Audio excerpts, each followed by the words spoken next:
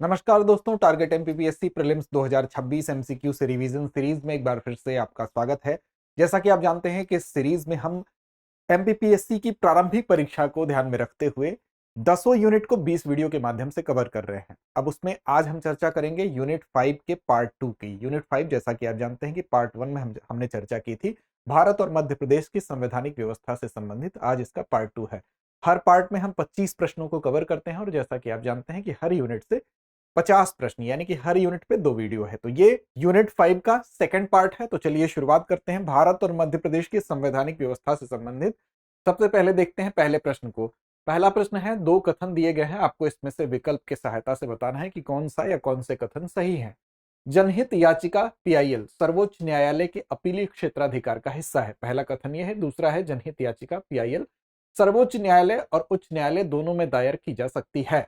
तो यहां पर आपको बताना है, देखिए यहां पर अगर देखा जाए तो पहला कथन आपका गलत है, क्योंकि जो पीआईएल होती है वो सर्वोच्च न्यायालय के अपीली क्षेत्राधिकार का हिस्सा नहीं होती है, बल्कि मूल क्षेत्राधिकार का हिस्सा है। और दूसरा आपका सही है, पीआईएल सर्वोच्च न्यायालय और उच्च न्यायालय दोनों में दायर की जा सकती है। तो इसलिए आपका विकल्प कौन सा होगा? सी विकल्प सही है। सी विकल्प क्या है? सी विकल्प यही है, यानी कि जनहित याचिका पीआईएल सर्वोच्च न्यायालय के अपीली क्षेत्राधिकार का हिस्सा नहीं है, बल्कि इसका प्रयोग मुख्य तौर पर सर्वोच्च न्यायालय अनुच्छेद 32 और उच्च न्यायालय यानी हाई कोर्ट के संदर्भ में अनुच्छेद 226 के मूल क्षेत्राधिकार के तहत किया जाता है। और दूसरा कथन आपका सही था, जैसा कि आपको अनुच्छेद के माध्यम से ही स्पष्ट है। अगला प्रश्न है, कौन सा अनुच्छेद राज्यपाल को जानकारी देने के संबंध में मुख्यमंत्री के कर्तव्यों का वर्णन करता है? अनुच्छेद 163, अनुच्छेद 164, अनुच्छेद 167 या अनुच्छेद 170? तो इसका सही जवाब आपका होगा विकल्प सी, अनुच्छेद 167 जो है राज्यपाल को जानकारी देने के संबंध में मुख्यमंत्री के कर्तव्यों का वर्णन करता है। तो यहाँ पर साफ तौर पर आप देख सकते हैं, इसलिए विकल्प आपका कौन सा सही होगा? तो यहाँ पर विकल्प सी सही होगा। मुख्यमंत्री के लिए कैबिनेट के फैसलों और विधायी प्रस्तावों को बताना अनिवार्य बताता है ये अनुच्छेद 167। ये राज्यपाल को राज्य के प्रशासन से संबंधित कोई भी जानकारी मांगने की अनुमति भी देता है। अगला है, राज्यपाल राज्य विधान परिषद के कितने सदस्यों को मनोनीत करते हैं? यहां पर विकल्प आपके सामने है, 1/3, 1/12, 1/4 या 1/6। आप जानते हैं इसका सही विकल्प क्या है? विकल्प ए आपका डी होगा, 1/6। अब इसमें आप जानते हैं कि जो राज्यपाल हैं वो मनोनीत कर सकते हैं विभिन्न क्षेत्रों के। वो कौन कौन से क्षेत्र होंगे? इन क्षेत्रों के जो व्यवहारिक अनुभव इनके पास होगा या विशेष अनुभव होगा, तो वो कौन कौन सा क्षेत्र है? तो साहित्य, विज्ञान, कला, सहकारी आंदोलन और समाज सेवा से संबंधित जो व्यक्ति हैं उनको राज्यपाल मनोनीत कर सकता है। उनकी संख्या कितनी हो सकती है? तो कुल सदस्यों के 1/6। अब ये संविधान के अनुच्छेद 171 के तहत राज्य विधान परिषद की संरचना में ये व्यवस्था की गई है। तो याद रखेंगे इस तरह से 1/6 इसका सही जवाब होगा विकल्प डी। निम्नलिखित में से कौन सा राज्य मंत्रिमंडल की भूमिका नहीं है? निम्नलिखित में से कौन सा राज्य मंत्रिमंडल की भूमिका नहीं है बताना है आपको। विकल्प ए मुख्य नीति निर्माण निकाय, विकल्प बी सर्वोच्च कार्यकारी प्राधिकरण, विकल्प सी उच्च न्यायालय के लिए सलाहकार निकाय या विकल्प डी उच्च नियुक्तियों का नियंत्रक। तो यहाँ पर देखिए ये भी होगा, ये भी होगा, ये भी होगा। तो यहाँ पर उच्च न्यायालय के लिए सलाहकार निकाय नहीं होता है, तो विकल्प आपका सी सही होगा यहाँ पर विकल्प के लिहाज से। बाकी आपका मंत्रिमंडल की भूमिका में मुख्य नीति निर्माण निकाय के तौर पर भी है, राज्य का सर्वोच्च कार्यकारी प्राधिकरण भी है, उच्च नियुक्तियों का नियंत्रक भी है राज्यपाल को सलाह के माध्यम से। तो इस तरह से विकल्प सी सही है। अगला है, निम्नलिखित कथनों पर विचार कीजिए। संविधान हर राज्य में एक उप राज्यपाल का प्रावधान करता है। दूसरा कथन है, उप मुख्यमंत्री की नियुक्ति मुख्य रूप से स्थानीय राजनीतिक कारणों से की जाती है। अब इसमें आपको बताना है, तो देखिए संविधान हर राज्य में एक उपराज्यपाल का प्रावधान करता है, ये सही नहीं है। जबकि दूसरा उप मुख्यमंत्री जो होता है उसकी नियुक्ति मुख्य रूप से स्थानीय राजनीतिक कारणों से की जाती है, ये आपका सही है। तो ए गलत है, दूसरा सही है, तो विकल्प आपका सी सही हो जाएगा। देखिए उप मुख्यमंत्री की नियुक्ति बेसिकली गठबंधन को बैलेंस करने के लिए, कई बार क्षेत्रीय और जातीय समीकरण को हम कह सकते हैं कि खुश करने के लिए पार्टी की अपनी रणनीति का ये हिस्सा होता है। तो ये दूसरा कथन आपका सही था। और पहला कथन गलत इसलिए है कि भारतीय संविधान राज्यों में उपराज्यपाल का प्रावधान नहीं करता है, राज्यों में केवल एक राज्यपाल ही होता है। अनुच्छेद 153 से 162 के अंतर्गत ये व्यवस्था है। अगला है आपको प्रश्न, लेकिन उससे पहले आपके लिए एक महत्वपूर्ण सूचना है कि एमपीपीएससी प्रीलिम्स परीक्षा को टारगेट करते हुए हमारे पास एक ऐसा बैच है जिससे कि आपका रिवीजन बहुत बेहतर हो सकता है। एमपीपीएससी प्रीलिम्स प्रैक्टिस बैच इसका नाम ही है। हिंदी अंग्रेजी दोनों माध्यम में उपलब्ध है।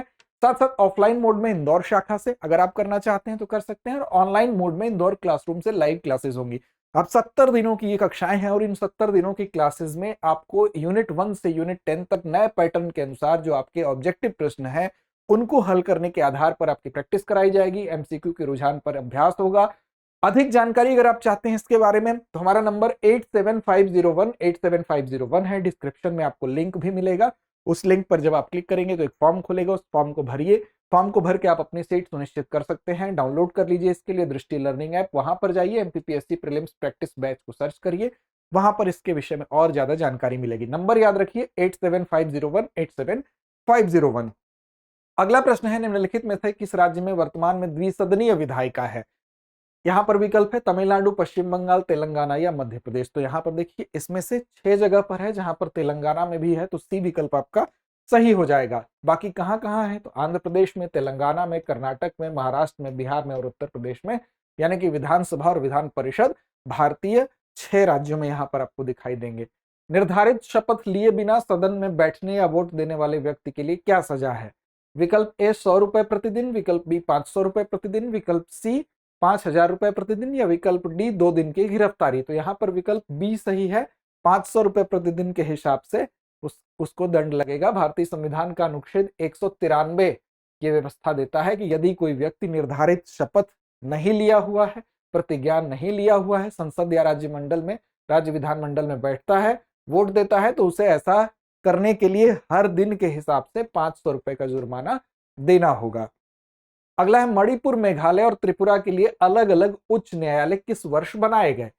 वर्ष 2000, वर्ष 2013, वर्ष 2014 या वर्ष 2019? तो देखिए यहाँ पर विकल्प आपका बी सही होगा, क्योंकि उससे पहले जो मणिपुर, मेघालय और त्रिपुरा जो है, ये तीनों ही जो है यहाँ पर बेसिकली इनके अपने हाईकोर्ट नहीं थे।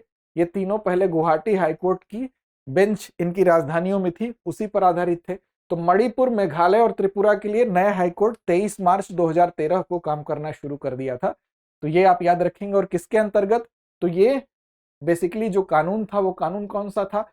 तो ये संशोधन अधिनियम 2012 जब लागू हुआ तो वहां पर इस हाईकोर्ट को मणिपुर, मेघालय और त्रिपुरा में यह काम करना शुरू कर दिया था। भारतीय संविधान के कौन से अनुच्छेद अधीनस्थ न्यायालयों से संबंधित हैं? विकल्प ए अनुच्छेद 124 से 47, विकल्प बी अनुच्छेद 124 से 231, विकल्प सी अनुच्छेद 233 से 237 या विकल्प डी अनुच्छेद 239 से 242। तो देखिए यहाँ पर सही विकल्प आपका विकल्प सी होगा, अनुच्छेद 233 से अनुच्छेद 237। अनुच्छेद 233 की बात देखिए तो राज्यपाल द्वारा हाईकोर्ट के परामर्श से जिला न्यायाधीशों की नियुक्ति से संबंधित है। अनुच्छेद 234 अधीनस्थ न्यायपालिका से जिला न्यायाधीशों की पदोन्नति से संबंधित है। अनुच्छेद 235 अधीनस्थ न्यायालयों पर नियंत्रण हाईकोर्ट में निहित है। और अनुच्छेद 236 अधिकारियों का अस्थायी स्थानांतरण। अनुच्छेद 237 जो है केंद्र शासित प्रदेशों से संबंधित प्रावधानों का अनुप्रयोग इनकी शक्ति से संबंधित है। तो हमारा प्रश्न क्या था कि भारतीय संविधान के कौन से अनुच्छेद अधीनस्थ न्यायालयों से संबंधित है? तो 233 से 237 अधीनस्थ न्यायालयों से संबंधित है। अगला है, राष्ट्रीय उपभोक्ता विवाद निवारण आयोग यानी एनसीडीआरसी का गठन पहली बार किस वर्ष किया गया था? विकल्प ए 1986, विकल्प बी 1988, विकल्प बी 1990 या विकल्प डी 2019। तो इसका सही जवाब है विकल्प बी 1988। यहाँ पर देखिए जो एनसीडीआरसी है उसकी स्थापना उपभोक्ता संरक्षण अधिनियम 1986 के तहत की गई थी, लेकिन इसने 1988 में काम करना शुरू किया गया था। इसलिए इसका सही जवाब क्या है? विकल्प बी। भारत में सर्वोच्च उपभोक्ता विवाद निवारण से संबंधित ये निकाय है और राज्य आयोगों के आदेशों के खिलाफ अपील सुनता है और बड़े मूल्य के दावों वाले मामलों से यह निपटने का काम भी करता है। अगला है, किस समिति ने विकास के नौकरशाहीकरण का वर्णन करने के लिए जड़ों के बिना घास शब्द गढ़ा था? याद रखिएगा, जड़ों के बिना घास शब्द पूछा जा रहा है। कौन सी समिति ने विकास के नौकरशाहीकरण का वर्णन करने के लिए इस शब्द का प्रयोग किया था? GV.K. राव समिति, बलवंत राय मेहता समिति, थुंगन समिति या गाडगिल समिति? तो इसका सही जवाब क्या है? विकल्प है GV.K. राव समिति। देखिए GV.K. राव समिति जो है 1970 की पंचायती राज से संबंधित पंचायती राज व्यवस्था और ग्रामीण विकास कार्यक्रमों पर इसने अध्ययन किया था और उस स्थिति का वर्णन करने के लिए कि बिना जड़ों की घास वाक्यांश का प्रयोग किया। कहां, किस स्थिति के लिए? तो विकास कार्यक्रम गांवों तक पहुंचे लेकिन स्थानीय भागीदारी जब बहुत कम होगी तो उसके लिए उसने कहा कि ये क्या है, बिना जड़ों की घास वाली स्थिति है। अधिकारियों ने पंचायती राज संस्थाओं को सशक्त किए बिना ही कार्यक्रमों को लागू किया, इसलिए इसका प्रयोग किया गया। अगला प्रश्न है, प्रत्यक्ष लोकतंत्र के प्रतीक के रूप में ग्राम सभा की अवधारणा पर किस समिति ने जोर दिया? एल.एम. सिंघवी समिति, थुंगन समिति, गाडगिल समिति या संथानम समिति? सही जवाब क्या है? एल.एम. सिंघवी समिति, इसका विकल्प ए सही होगा। देखिए, एल.एम. सिंघवी समिति 1986-87 जो है, पंचायती राज संस्थाओं को मजबूत करने पर ध्यान केंद्रित किया गया इसमें, और इसने ग्राम सभा को प्रत्यक्ष लोकतंत्र के प्रतीक के रूप में जोर दिया। क्यों? क्योंकि गांव के सभी वयस्क सदस्य सीधे इसमें भाग ले सकते हैं और स्थानीय विकास, संसाधन आवंटन और जवाबदेही पर निर्णय सामूहिक रूप से लिए जा सकते हैं। अगला है, 3 स्तरीय पंचायती राज प्रणाली, ग्राम, मध्यवर्ती और जिला स्तर का गठन किस अनुच्छेद के तहत अनिवार्य है? अनुच्छेद 243 बी, 243 जी, 243 आई, 243 के। तो सही जवाब 243 बी, विकल्प ए सही है। क्या है अनुच्छेद 243 बी? पंचायतों के गठन का प्रावधान करता है। ग्राम स्तर, मध्यवर्ती स्तर जहां पर 20 लाख से अधिक जनसंख्या वाले राज्य हैं, और जिला स्तर, यह संविधान के तहत 3 स्तरीय पंचायती राज संरचना को अनिवार्य बनाता है। अगला है, निम्नलिखित में से कौन सा मद 11वीं अनुसूची में सूचीबद्ध नहीं है?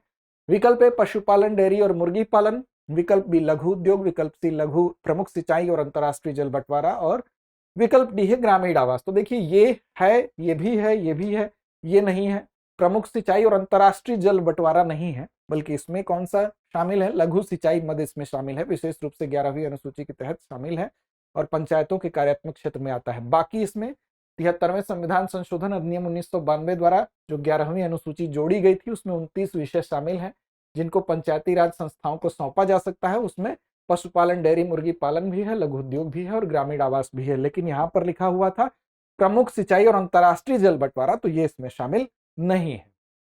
अगला है, शहरी स्थानीय निकायों के विकास के संबंध में निम्नलिखित कथनों पर विचार करें। भारत में पहला नगर निगम 1726 में बॉम्बे में स्थापित किया गया था। दूसरा कथन है, लॉर्ड रिपन को भारत में स्थानीय स्वशासन का जनक कहा जाता है। तीसरा, भारत सरकार अधिनियम 1935 के तहत स्थानीय स्वशासन एक प्रांतीय विषय था। अब इन कथनों में से कौन सा या कौन से सही हैं? तो देखिए, भारत में पहला नगर निगम बॉम्बे में 1726 में नहीं हुआ था स्थापित, मद्रास में हुआ था, और सन भी गलत है। बाकी दोनों कथन आपके सही हैं, तो इसलिए आपका विकल्प दूसरा और तीसरा जो है आपके सही हैं। तो विकल्प बी होना चाहिए, यहाँ पर पहला आपका गलत है। बी विकल्प बिल्कुल सही है। भारत में पहला नगर निगम 1688 में मद्रास में स्थापित हुआ था, तो इसलिए पहला आपका गलत है। बाकी दोनों सही हैं, क्योंकि लॉर्ड रिपन को स्थानीय स्वशासन का जनक भी माना जाता है। 1882 में उसने ये प्रस्ताव रखा था विकेंद्रीकरण और निर्वाचित स्थानीय निकायों को बढ़ावा देने के लिए, और बाकी बॉम्बे और कलकत्ता नगर निगम बाद में 1726 में बने थे। तो पहला गलत था, बाकी दोनों सही हैं। भारत शासन अधिनियम 1935 ने स्थानीय स्वशासन को प्रांतीय सूची में रखा, जिससे प्रांतों को नगर पालिकाओं पर अधिकार मिला। तीसरा कथन भी आपका सही है। अगला है, सेंट्रल इंफॉर्मेशन कमीशन किस मंत्रालय के प्रशासनिक नियंत्रण में आता है? विकल्प ए गृह मंत्रालय, विकल्प बी कानून और न्याय मंत्रालय, विकल्प सी कार्मिक, लोक शिकायत और पेंशन मंत्रालय, या विकल्प डी सूचना और प्रसारण मंत्रालय। तो इसका सही जवाब है विकल्प सी, कार्मिक, लोक शिकायत और पेंशन मंत्रालय। बाकी आपका यहाँ पर सी विकल्प सही है। तो सियासी सूचना का अधिकार अधिनियम 2005 के तहत सर्वोच्च निकाय है, और प्रशासनिक नियंत्रण की बात कर ले तो कार्मिक और प्रशिक्षण विभाग के तहत काम करता है, जो कार्मिक, लोक शिकायत और पेंशन मंत्रालय के अंतर्गत आता है। अगला है, मानवाधिकार संरक्षण अधिनियम में 2019 के संशोधन के अनुसार एनएचआरसी सदस्यों का संशोधित कार्यकाल क्या है? विकल्प ए 5 साल या 70 साल की उम्र, विकल्प बी है 5 साल या 65 साल की उम्र, विकल्प सी 3 साल या 70 साल की उम्र, या विकल्प डी 6 साल या 70 साल की उम्र। सही विकल्प क्या है इसका? सही विकल्प है विकल्प सी, 3 साल या 70 साल की उम्र, ये इसका सही जवाब है। 5 साल 2019 के संशोधन से पहले था, लेकिन 2019 का जब संशोधन आया तो एनएचआरसी सदस्यों का कार्यकाल कितना हो गया? 5 साल से घटाकर 3 साल कर दिया गया, और उम्र 70 साल की उम्र तक होनी चाहिए। मध्य प्रदेश में शहरी निकाय दिवस कब मनाया जाता है? विकल्प ए 1 नवंबर, विकल्प बी 2 नवंबर, विकल्प सी 30 दिसंबर, या विकल्प डी 20 अप्रैल। तो देखिए, यहाँ पर सही जवाब है 2 नवंबर को मध्य प्रदेश में शहरी निकाय दिवस के तौर पर मनाया जाता है। तो विकल्प आपका क्या सही हो गया? विकल्प बी सही हो गया। अगला है, डॉक्टर सीतारमण शर्मा ने किस मध्य प्रदेश विधानसभा के अध्यक्ष के रूप में कार्य किया? यानी कि 10वीं थी वो, 12वीं विधानसभा थी, 14वीं थी या 15वीं थी? तो देखिए, यहाँ पर 14वीं विधानसभा सी विकल्प होगा। डॉक्टर सीतारमण शर्मा ने इसी में विधानसभा अध्यक्ष के रूप में कार्य किया था, जो कि 9 जनवरी 2014 को इसमें विधानसभा के अध्यक्ष के तौर पर चुने गए थे। 1 जनवरी 2019 तक इस पद पर रहे थे और यह विधानसभा कौन सी थी? तो ये 14वीं विधानसभा थी। तो यह अवधि ही इनसे संबंधित है। अगला है मध्य प्रदेश नेतृत्व के संबंध में गलत कथन को पहचाने। पहला, कुंजीलाल दुबे विधानसभा के पहले अध्यक्ष थे। दूसरा, पंडित रविशंकर शुक्ल पहले मुख्यमंत्री थे। तीसरा, के.एम. चांडी ने आपातकाल के दौरान राज्यपाल के रूप में कार्य किया। और चौथा है, डी.एच.वी. पाटस्कर लगातार कार्यकाल के मामले में मध्य प्रदेश के सबसे लंबे समय तक सेवा करने वाले राज्यपाल हैं। तो देखिए, ये कथन भी सही है। पंडित रविशंकर शुक्ल पहले मुख्यमंत्री भी थे। डी भी आपका सही है। सी विकल्प आपका सही नहीं है, क्योंकि जो के.एम. चांडी का जो राज्यपाल के तौर पर बतौर राज्यपाल जो कार्यकाल है, वह आपातकाल से मैच नहीं करता है। अब देखिए, एक एक कथन पर यहाँ पर देखते हैं। ए, 1956 में राज्य का जब गठन हुआ था तो पंडित कुंजीलाल दुबे मध्य प्रदेश विधानसभा के पहले स्पीकर थे, तो पहला आपका सही ही था। बी, पंडित रविशंकर शुक्ल जो थे 1956 में मध्य प्रदेश के पहले मुख्यमंत्री भी थे, तो जब पुनर्गठित राज्य का गठन हुआ था तो ये भी आपका सही था। फिर आपका डी था कि सही, हरिविनायक पाटस्कर मध्य प्रदेश के सबसे लंबे समय तक सेवा करने वाले राज्यपाल थे, जिनका कार्यकाल 7 साल 8 महीने से अधिक था, जिससे वे सबसे लंबे समय तक लगातार राज्यपाल रहे। तो ये भी सही हो गया। सी विकल्प आपका गलत था, क्योंकि जो के.एम. चांडी का कार्यकाल है 15 मई 1984 से 30 मार्च 1989 तक मध्य प्रदेश के राज्यपाल के रूप में इन्होंने कार्य किया। और यह अवधि आपातकाल की जो अवधि है 1975 से 77 के काफी बाद की है। इस तरह से ये सही नहीं है। अगला, मध्य प्रदेश के कौन से राज्यपाल भारत की संविधान सभा 1947 से 51 के सदस्य थे? K M. Chandy, N Wanchoo, C M. Poonacha और एस.एन. सिन्हा। तो देखिए, यहां सही जवाब होगा विकल्प सी। सी.एम. पुनाचा जो है मध्य प्रदेश के राज्यपाल थे, भारत के संविधान सभा के सदस्य भी थे। तो सही जवाब क्या है? विकल्प सी। यहां पर ये आप याद रखेंगे। और ये उन्होंने बाद में मध्य प्रदेश के राज्यपाल 1964 से 66 के रूप में कार्य भी किए थे, जिससे इस विशेषता वाले एमपी के एकमात्र राज्यपाल ये बन गए हैं। मध्य प्रदेश के पहले राज्य मुख्य सूचना आयुक्त कौन थे? Shri A K. Shukla, Shri T N. Srivastava, Shri K D. Khan और श्री इकबाल अहमद। तो इसका सही जवाब विकल्प बी होगा। श्री टी.एन. श्रीवास्तव जो है एमपी के पहले मुख्य सूचना आयुक्त थे। ध्यान रखिएगा, ये सामान्य ज्ञान के स्रोत जो है उसके अनुसार सूचना का अधिकार अधिनियम 2005 के तहत मध्य प्रदेश राज्य सूचना आयोग का जब गठन हुआ तो उसके बाद 22 अगस्त 2005 को गठित हुआ और मध्य प्रदेश के पहले राज्य मुख्य सूचना आयुक्त यानी कि सीआईसी श्री टी.एन. श्रीवास्तव जी थे। श्री ए.के. शुक्ला बाद के मुख्य सूचना आयुक्त हैं और बाद में श्री इकबाल अहमद और श्री के.डी. खान भी इस पद पर रहे। मध्य प्रदेश में ग्राम स्वराज आधिकारिक तौर पर किस तारीख को स्थापित किया गया था? विकल्प ए 26 जनवरी 2001, विकल्प बी 15 अगस्त 2001, विकल्प सी 2 अक्टूबर 2001 या विकल्प डी 1 नवंबर 2000। तो इसका सही जवाब है आपका, देखिए ए विकल्प होगा 26 जनवरी 2001। व्याख्या देख लेते हैं। तो देखिए, मध्य प्रदेश में ग्राम स्वराज आधिकारिक तौर पर 26 जनवरी 2001 को गणतंत्र दिवस के अवसर पर शुरू किया गया था। और ये एक पहल थी। इस पहल का उद्देश्य क्या था? तो 73वें संविधान संशोधन के अनुरूप ग्राम स्तरीय स्वशासन को मजबूत करना और ग्राम सभाओं को सशक्त बनाना, ताकि जमीनी स्तर पर सहभागी लोकतंत्र को बढ़ावा दिया जा सके। अगला है साइबर तहसील प्रोजेक्ट शुरू में 1 जून 2022 को एक पायलट प्रोजेक्ट के तौर पर मध्य प्रदेश के किन जिलों में शुरू किया गया था? कौन से वो 2 जिले हैं आपको बताना है पायलट प्रोजेक्ट के तौर पर साइबर तहसील प्रोजेक्ट के शुरू किए जाने के लिए।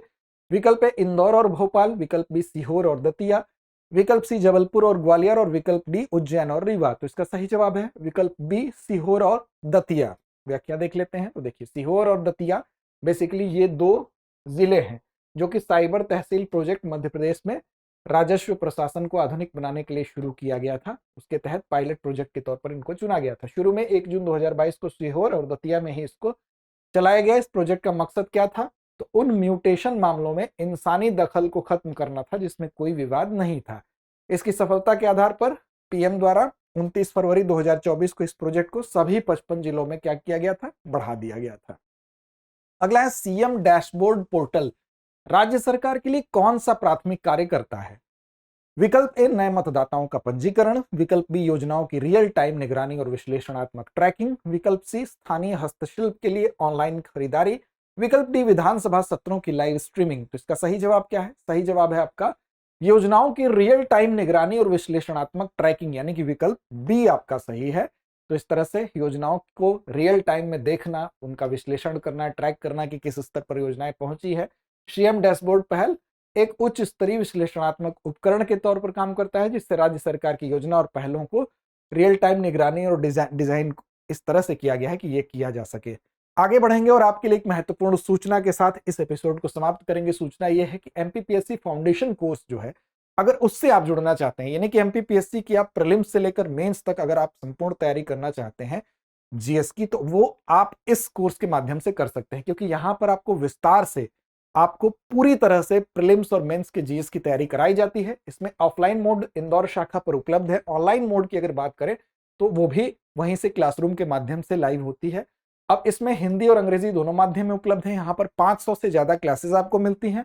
2 वर्षों तक असीमित बार देखने की सुविधा मिलती है, कितनी भी बार आप उस वीडियो को देख सकते हैं। साथ साथ 2 वर्ष तक प्रीलिम्स टेस्ट सीरीज भी निःशुल्क मिलती है, इसी फीस में जो फीस आप इस कोर्स के लिए देंगे। इसके अलावा अधिक जानकारी अगर आप चाहते हैं तो 8750187501 ये वो नंबर है जिस पे आप कॉल करिए।